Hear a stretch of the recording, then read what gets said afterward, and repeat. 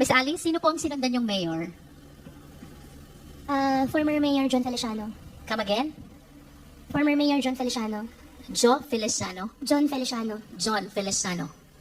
And how associated are you?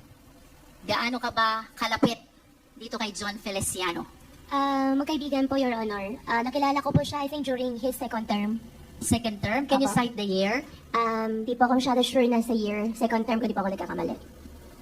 Siya ba ay nakatapos ng 3 termino? Yes po, Your Honor. In other words, if you're referring to the second term, you met John Feliciano sometime in 2016 to 2019. In between po, Your Honor. In between 2016 to 2019. Ang sabi mo kanina, kaibigan mo si John Feliciano. Can you please enlighten us? Gaano kayo kalapit na magkaibigan? Your Honor, magkaibigan, nagkakilala kami nung second term po niya na kumuha po ako sa kanya ng business permit para sa piggery. And then, last term po niya, I think pandemic time na rin po. Did you help in the campaign of John Feliciano in 2016? Hindi po. Did you help John Feliciano in 2019? Hindi din po, Your Honor. In other words, since you met John Feliciano, wala kang naitulong sa kanya pagdating sa kanyang kampanya. Is that correct? Financially, wala po. What do you mean by financially? If not financially, then what else or how else will you help him politically? Of course, Your Honor, yung mga ibang botante po namin sa farm, kinakampanya po namin, yung mga ganun lang po. And how many voters do you have in your farm? I have, during that time, ngayon po kasi wala na, totally wala na. During by that time po, siguro po more than 50 or more than 70 po. Alam mo, Alice, mahirap tumakbong mayor. As a matter of fact, it is very difficult to win kung wala kang leaders, supporters, na tutulong sa'yo. Since you've known John Feliciano since 2016, kung hindi ikaw ang tumulong sa kanyang politika, then who did? Sino ang tumulong kay John Feliciano? Your Honor, I think the former mayor is here po. Better siya po yung sumagot kasi hindi rin po ako yung tumulong po sa kanya. May we ask John Feliciano, the former mayor? Yes, Madam Chair. Mr. Feliciano, since based on the manifestation of Alice Goo, wala naman siyang naitulong siya sa'yo, 2016 and 2019 na eleksyon. Sino ang mga taga-Banban na malaki ang naitulong sa'yo during those times of election? Madam Chair, our town is small, 40,000 votes. During my term, I introduced a lot of improvements in my town. Mr. Chair, can we direct the resource speaker to please be responsive to the question? Ang tanong po, Mr. Feliciano, sino po ang tumulong sa inyong manalo 2016 and 2019 election? Before you answer, Mayor, can we ask the committee secretary to administer the oath? Have you taken your oath? Yes, sir. Okay, sige, please. I'm sorry. Please continue, Congresswoman Luis Ro. Mr. Feliciano, did you get the question? Yes, ma'am. Bali, on my town, ang tumulong po sa akin, yung mga kababayan ko po. So, yung mga kapitan, yung mga leaders ko, and yung mga family members ko po sa bayan namin. How about your vice mayor? Did he help you? Kasama din po sila, si Vice Mayor William Cura po ang kasama ko na. Malaki ba ang naitulong sa ni vice mayor? Physically po. Physically. How about your council members? Did they help you? Yes, ma'am. Actually, I'm proud to say, on my second term, isa lang po ang nalaglag sa mga councilors ko. So 7 of your 8 members Yes, Madam Chair. dedicated their support on your 2016 and 2019 election. How about the barangay captains? Ilan ho bang kapitan mayroon kayo? Out of the 15 po, sa akin po lahat sila. And on my last term, wala po nalaglag sa ticket ko. 10-0 po kami lahat. How many barangays do you have? 15 lang po. 1-5. Yes, ma'am. And the total of 15 barangays all supported you during your 2016 and 2019 election. Yes, Madam Chair.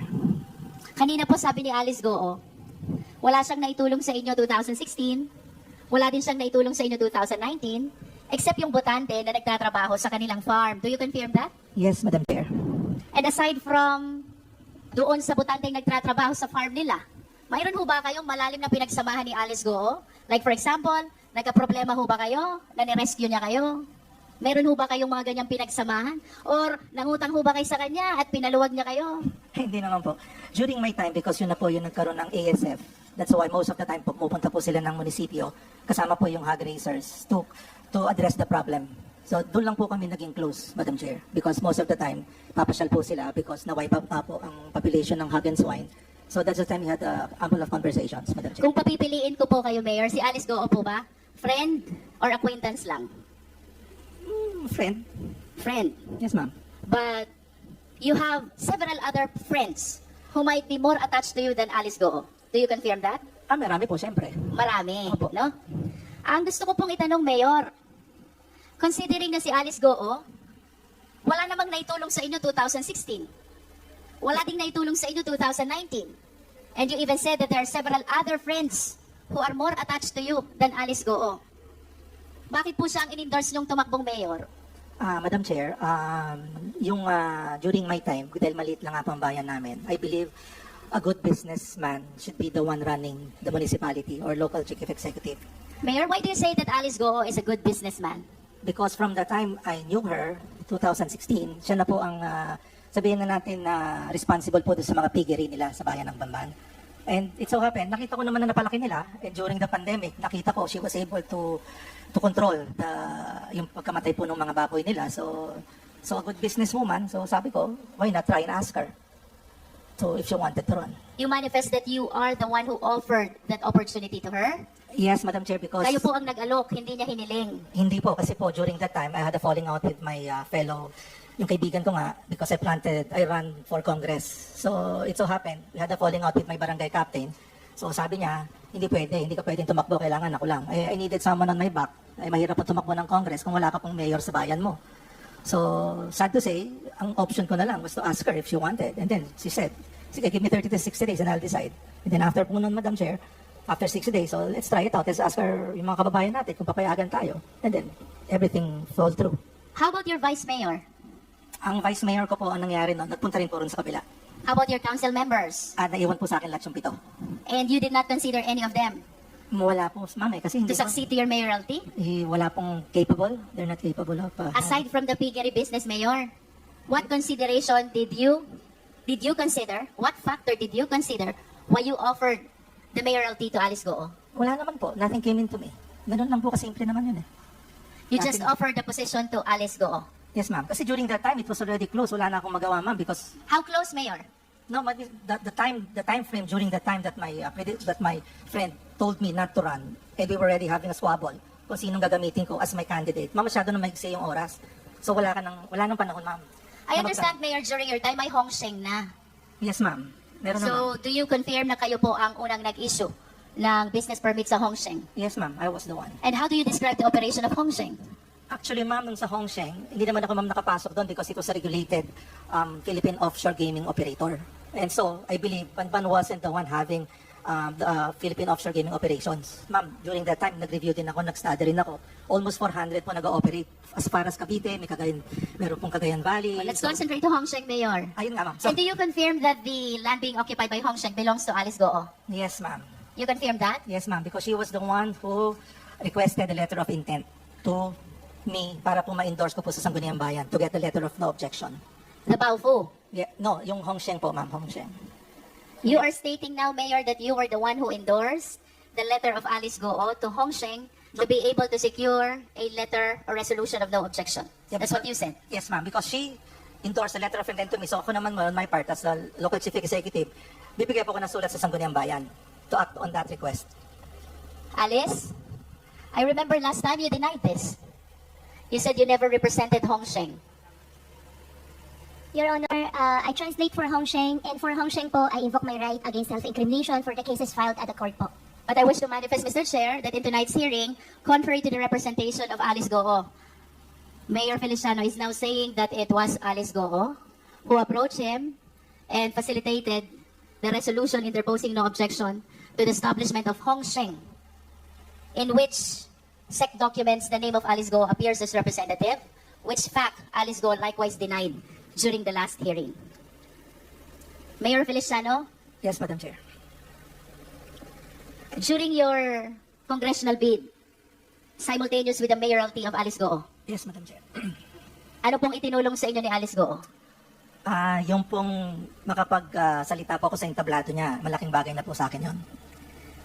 Sabi niyo po, magaling na businesswoman si Alice Goo. Yes, Madam Chair. So what support did she extend to you during your congressional bid? Sa bayan lang po ng Bamban, yung maisama ka na dun sa grupo niya na hindi ka na maglalagay ng entablado, tapos yung pagbayad po sa mga watchers, so hindi na po niya ako hinasel. So that is fine and tama na po para sa akin yon. So there are no campaign funds that were extended to you?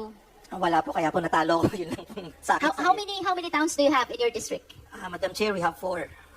4 towns. Yes, Madam Chair. And ang naitulong lang ni Alice Goo is the audience Yes, Madam Chair. during the campaign period. Tama ba? Yes, Madam Chair.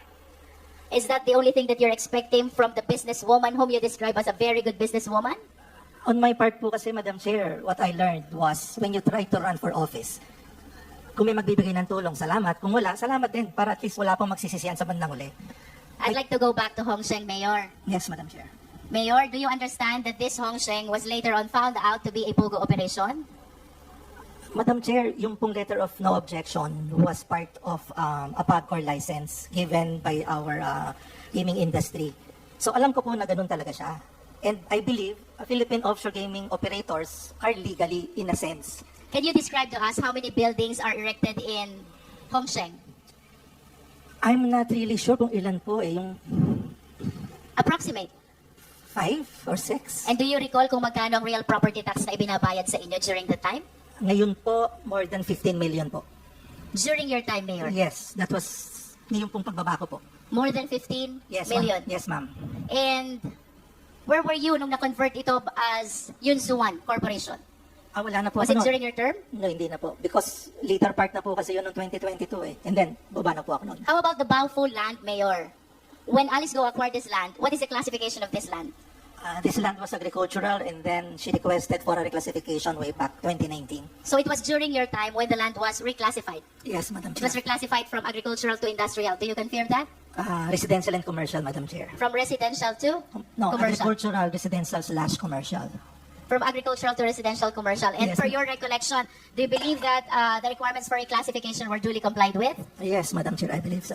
Yes. And with respect to Hong Sheng, Mayor, the entire process of this resolution or letter interposing no objection, it was Alice Goo who was representing Hong Sheng. Do you confirm that? Yes, Madam Chair, because her name was written also on the Sangguniang Resolution. And aside from the name being written in the Sangguniang Bayan resolution, it was Alice Goo, or likewise, who is lobbying with the Sangguniang Bayan, and even in your office. Do you confirm that? Actually po, hindi naman naglabi. She just submitted a letter of intent. How To many my times did she visit your office to represent Hong Sheng? Twice. Twice. Twice, I If you are aware, how many times did he visit the Sangguniang Bayan for the purpose of that no objection for Hong Sheng? Once. I wish to manifest, Mr. Chair, that contrary to the statement of Alice Goo, that she never represented Hong Sheng during its application for permit and even in the issuance of letter or resolution of no objection, John Feliciano is now testifying that it was Alice Goo who represented and facilitated the no objection resolution for Hong Sheng, the POGO operation. I submit, Mr. Chair.